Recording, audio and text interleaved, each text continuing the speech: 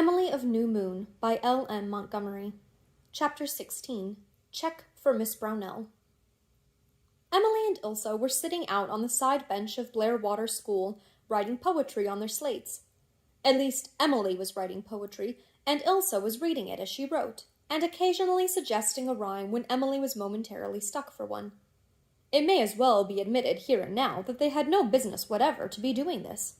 They should have been doing sums, as Miss Brownell supposed they were. But Emily never did sums when she took it into her black head to write poetry, and Ilsa hated arithmetic on general principles. Miss Brownell was hearing the geography class at the other side of the room. The pleasant sunshine was showering in over them through the big window, and everything seemed propitious for a flight with the muses. Emily began to write a poem about the view from the school window. It was quite a long time since she had been allowed to sit out on the side bench. This was a boon reserved for those pupils who had found favor in Miss Brownell's cold eyes, and Emily had never been one of those. But this afternoon Ilsa had asked for both herself and Emily, and Miss Brownell had let both go, not being able to think of any valid reason for permitting Ilsa and refusing Emily, as she would have liked to do, for she had one of those petty natures which never forget or forgive any offense. Emily, on her first day of school, had, so Miss Brownell believed, been guilty of impertinence and defiance, and successful defiance at that. This rankled in Miss Brownell's mind still, and Emily felt its venom in a score of subtle ways. She never received any commendation.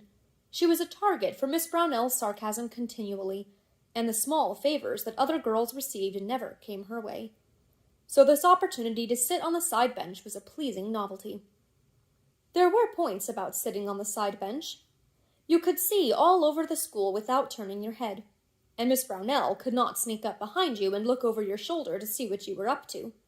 But in Emily's eyes, the finest thing about it was that you could look right down into the school bush and watch the old spruces where the wind woman played, the long gray-green trails of moss hanging from the branches, like banners of Elfland, the little red squirrels running along the fence, and the wonderful white aisles of snow where splashes of sunlight fell like pools of golden wine.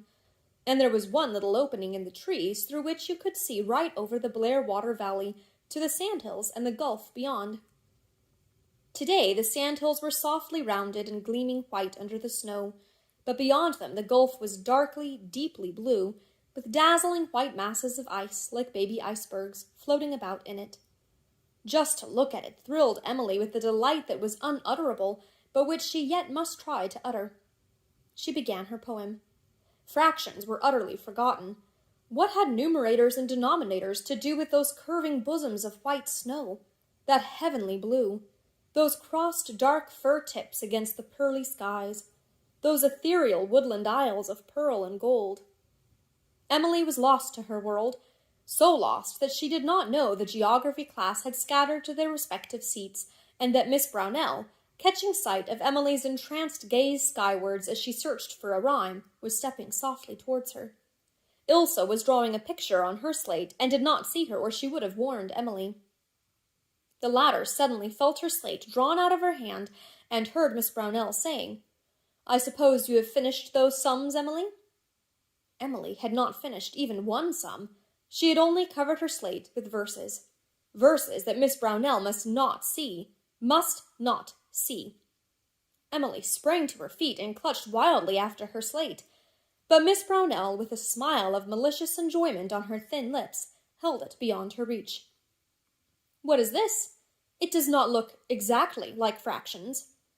"Lines on the view, VEW, from the window of Blairwater School. Really, children, we seem to have a budding poet among us." The words were harmless enough, but, oh, the hateful sneer that ran through the tone, the contempt, the mockery that was in it. It seared Emily's soul like a whiplash. Nothing was more terrible to her than the thought of having her beloved poems read by stranger eyes. Cold, unsympathetic, derisive stranger eyes. Please, Miss Brownell," she stammered miserably, "don't read it. I'll rub it off. I'll do my sums right away. Only please don't read it. It isn't anything." Miss Brownell laughed cruelly. "You are too modest, Emily. It is a whole slate full of poetry. Think of that, children. poetry.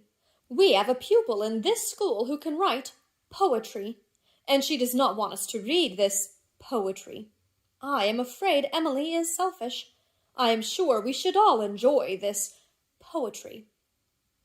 Emily cringed every time Miss Brownell said poetry, with that jeering emphasis and that hateful pause before it. Many of the children giggled, partly because they enjoyed seeing a Murray of New Moon grilled, partly because they realized that Miss Brownell expected them to giggle.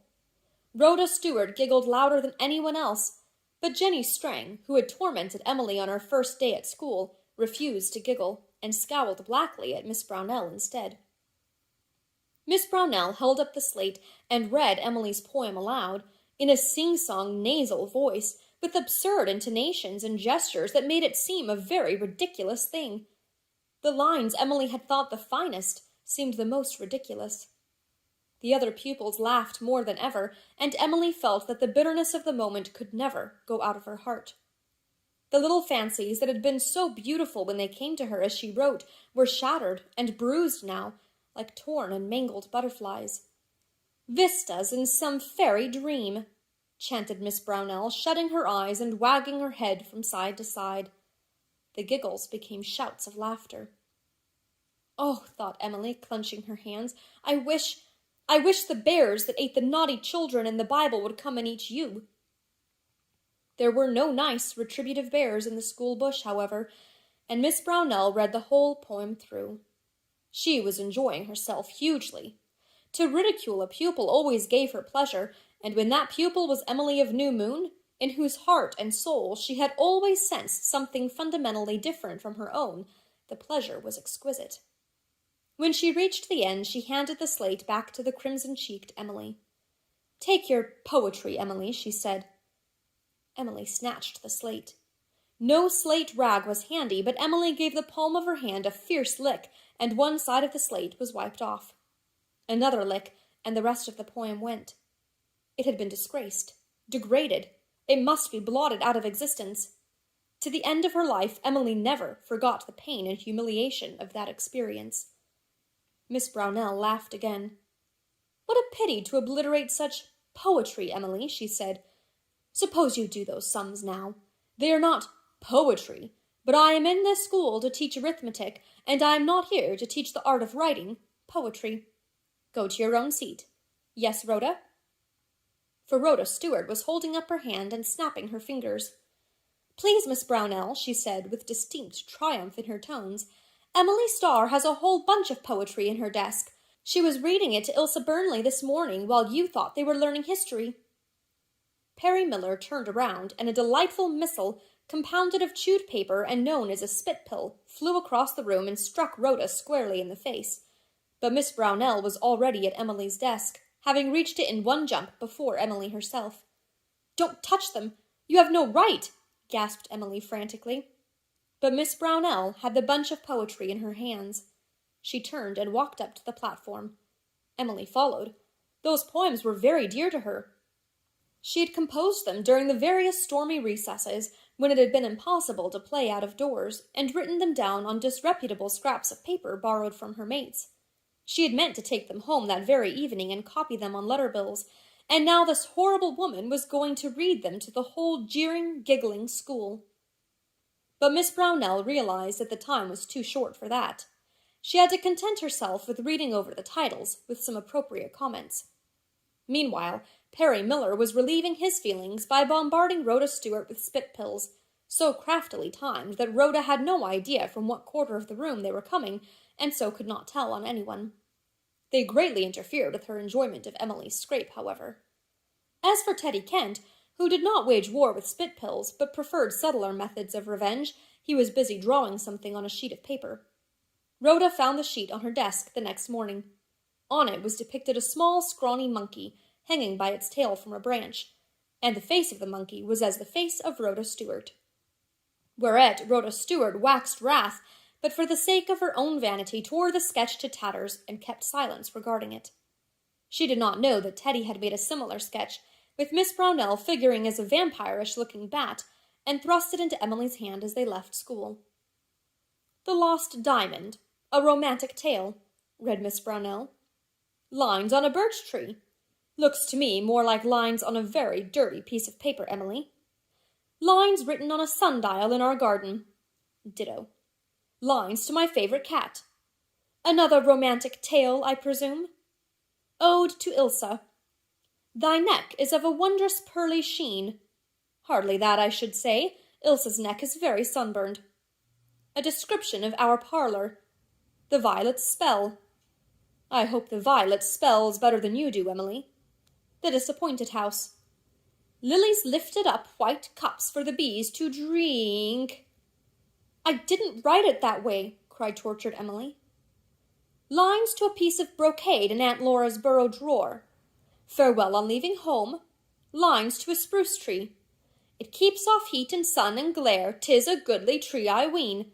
Are you quite sure that you know what ween means, Emily? Poem on Mr. Tom Bennet's field. Poem on the view from Aunt Elizabeth's window. You are strong on VEWs, Emily. Epitaph on a drowned kitten. Meditations at the tomb of my great-great-grandmother. Poor lady. To my northern birds. Lines composed on the bank of Blair water gazing at the stars. Crusted with uncounted gems, those stars so distant, cold, and true. Don't try to pass those lines off as your own, Emily. You couldn't have written them. I did. Emily was white with sense of outrage, and I've written lots far better. Miss Brownell suddenly crumpled the ragged little papers up in her hand. We have wasted enough time over this trash, she said. Go to your seat, Emily. She moved towards the stove. For a moment, Emily did not realize her purpose. Then, as Miss Brownell opened the stove door, Emily understood and bounded forward. She caught at the papers and tore them from Miss Brownell's hand before the latter could tighten her grasp. You shall not burn them. You shall not have them, gasped Emily. She crammed the poems into the pocket of her baby apron and faced Miss Brownell in a kind of calm rage. The Murray look was on her face, and although Miss Brownell was not so violently affected by it as Aunt Elizabeth had been, it nevertheless gave her an unpleasant sensation, as of having roused forces with which she dared not tamper further. This tormented child looked quite capable of flying at her tooth and claw. Give me those papers, Emily. But she said it rather uncertainly. I will not, said Emily stormily. They are mine. You have no right to them. I wrote them at recesses. I didn't break any rules. You, Emily looked defiantly into Miss Brownell's cold eyes, you are an unjust, tyrannical person. Miss Brownell turned to her desk. I am coming up to New Moon tonight to tell your Aunt Elizabeth of this, she said. Emily was at first too much excited over saving her precious poetry to pay much heed to this threat, but as her excitement ebbed, cold dread flowed in. She knew she had an unpleasant time ahead of her. But at all events they should not get her poems, not one of them, no matter what they did to her. As soon as she got home from school, she flew to the garret and secreted them on the shelf of the old sofa. She wanted terribly to cry, but she would not. Miss Brownell was coming, and Miss Brownell should not see her with red eyes. But her heart burned within her. Some sacred temple of her being had been desecrated and shamed. And more was yet to come, she felt wretchedly sure. Aunt Elizabeth was certain to side with Miss Brownell. Emily shrank from the impending ordeal with all the dread of a sensitive, fine-strung nature facing humiliation. She would not have been afraid of justice, but she knew at the bar of Aunt Elizabeth and Miss Brownell she would not have justice. And I can't write father about it, she thought, her little breast heaving. The shame of it all was too deep and intimate to be written out, and so she could find no relief for her pain. They did not have supper at New Moon in winter-time until Cousin Jimmy had finished his chores and was ready to stay in for the night, so Emily was left undisturbed in the garret. From the dormer window she looked down on a dreamland scene that would ordinarily have delighted her. There was a red sunset behind the white distant hills, shining through the dark trees like a great fire. There was a delicate blue tracery of bare branch shadows all over the crusted garden. There was a pale, ethereal alpine glow all over the southeastern sky, and presently there was a little, lovely new moon in the silvery arch over Lofty John's bush. But Emily found no pleasure in any of them. Presently she saw Miss Brownell coming up the lane, under the white arms of the birches, with her mannish stride. "If my father was alive," said Emily, looking down at her, "you would go away from this place with a flea in your ear." The minutes passed, each seeming very long to Emily. At last Aunt Laura came up. "Your Aunt Elizabeth wants you to come down to the kitchen, Emily." Aunt Laura's voice was kind and sad. Emily fought down a sob. She hated to have Aunt Laura think she had been naughty, but she could not trust herself to explain. Aunt Laura would sympathize, and sympathy would break her down. She went silently down the 2 long flights of stairs before Aunt Laura and out to the kitchen. The supper table was set, and the candles were lighted. The big black-raftered kitchen looked spookish and weird, as it always did by candlelight. Aunt Elizabeth sat rigidly by the table, and her face was very hard. Miss Brownell sat in the rocking-chair, her pale eyes glittering with triumphant malice. There seemed something baleful and poisonous in her very glance. Also her nose was very red, which did not add to her charm. Cousin Jimmy, in his gray jumper, was perched on the edge of the woodbox, whistling at the ceiling and looking more gnome-like than ever. Perry was nowhere to be seen. Emily was sorry for this. The presence of Perry, who was on her side, would have been a great moral support. "I am sorry to say, Emily, that I have been hearing some very bad things about your behavior in school today," said Aunt Elizabeth. "No, I don't think you are sorry," said Emily gravely. Now that the crisis had come, she found herself able to confront it coolly. Nay, more, to take a curious interest in it, under all her secret fear and shame, as if some part of her had detached itself from the rest, and was interestedly absorbing impressions, and analyzing motives, and describing settings. She felt that when she wrote about this scene later on, she must not forget to describe the odd shadows the candle under Aunt Elizabeth's nose cast upward on her face, producing a rather skeletonic effect. As for Miss Brownell, could she ever have been a baby? A dimpled, fat, laughing baby? The thing was unbelievable. "Don't speak impertinently to me," said Aunt Elizabeth. "You see," said Miss Brownell significantly. "I don't mean to be impertinent, but you are not sorry," persisted Emily. "You are angry because you think I have disgraced New Moon, but you are a little glad that you have got someone to agree with you that I'm bad." "What a grateful child," said Miss Brownell, flashing her eyes up at the ceiling, where they encountered a surprising sight. Perry Miller's head, and no more of him, was stuck down out of the black hole, and on Perry Miller's upside-down face was a most disrespectful and impish grimace. Face and head disappeared in a flash, leaving Miss Brownell staring foolishly at the ceiling. "You have been behaving disgracefully in school," said Aunt Elizabeth, who had not seen this byplay. "I am ashamed of you."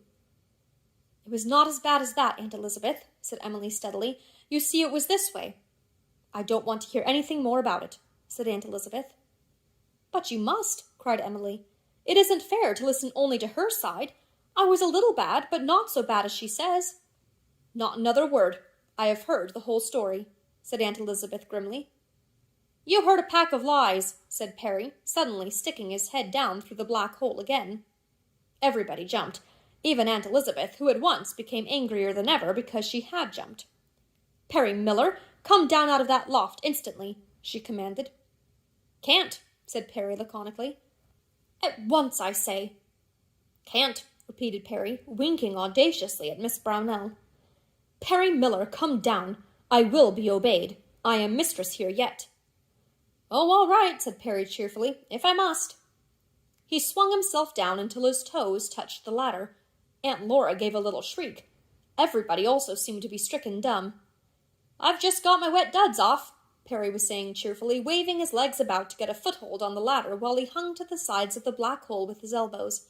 "Fell into the brook when I was watering the cows. Was going to put on dry ones, but just as you say."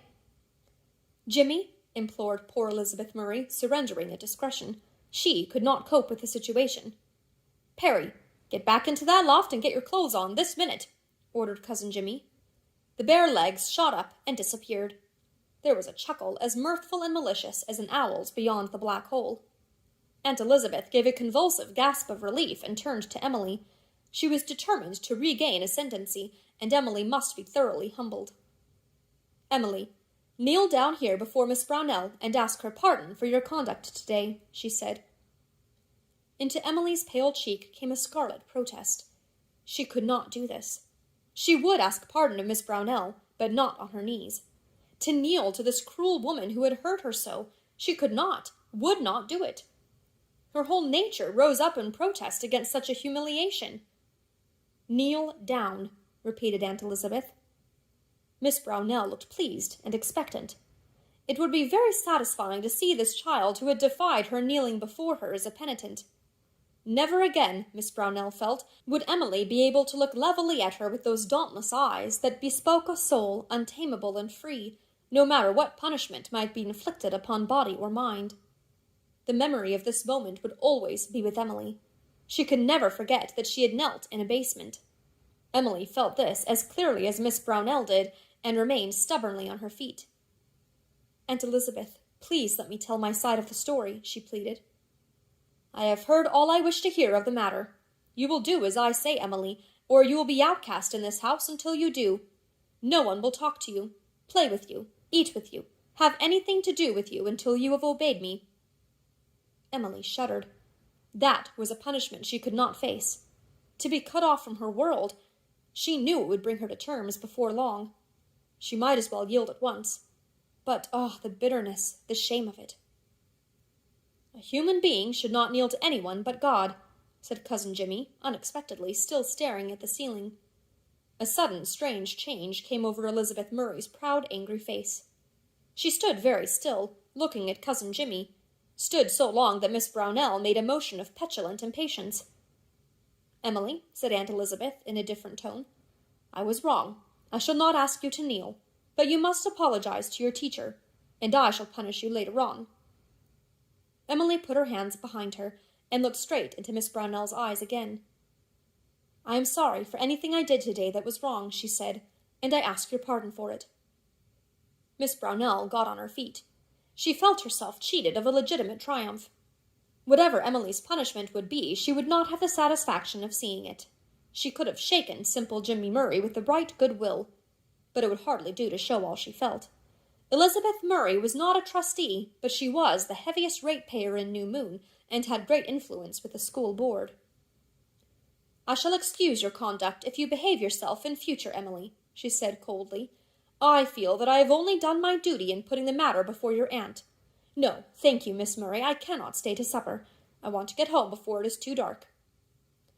"Godspeed all travelers," said Perry cheerfully, climbing down his ladder, this time with his clothes on. Aunt Elizabeth ignored him. She was not going to have a scene with the hired boy before Miss Brownell. The latter switched herself out, and Aunt Elizabeth looked at Emily. "You will eat your supper alone tonight, Emily, in the pantry. You will have bread and milk only, and you will not speak one word to anyone until tomorrow morning." "But you won't forbid me to think?" said Emily anxiously. Aunt Elizabeth made no reply, but sat haughtily down at the supper table. Emily went into the pantry and ate her bread and milk, with the odor of delicious sausages the others were eating for savor. Emily liked sausages, and New Moon sausages were the last word in sausages. Elizabeth Burnley had brought the recipe out from the old country, and its secret was carefully guarded, and Emily was hungry. But she had escaped the unbearable, and things might be worse. It suddenly occurred to her that she would write an epic poem in imitation of the Lay of the Last Minstrel. Cousin Jimmy had read the lay to her last Saturday. She would begin the first canto right off. When Laura Murray came into the pantry, Emily, her bread and milk only half eaten, was leaning her elbows on the dresser, gazing into space, with faintly moving lips and the light that never was on land or sea in her young eyes. Even the aroma of sausages was forgotten. Was she not drinking from a fount of Castaly? "Emily," said Aunt Laura, shutting the door and looking very lovingly upon Emily out of her kind blue eyes, "you can talk to me all you want to. I don't like Miss Brownell, and I don't think you were altogether in the wrong, although of course you shouldn't be writing poetry when you have sums to do. And there are some ginger cookies in that box." "I don't want to talk to anyone, dear Aunt Laura. I'm too happy," said Emily dreamily. "I'm composing an epic. It is to be called The White Lady, and I've got 20 lines of it made already, and 2 of them are thrilling. The heroine wants to go into a convent, and her father warns her that if she does, she will never be able to come back to the life you gave, with all its pleasures, to the grave." Oh, Aunt Laura, when I composed those lines, the flash came to me, and ginger cookies are nothing to me any more. Aunt Laura smiled again. Not just now, perhaps, dear, but when the moment of inspiration has passed, it will do no harm to remember that the cookies in the box have not been counted, and that they are as much mine as Elizabeth's.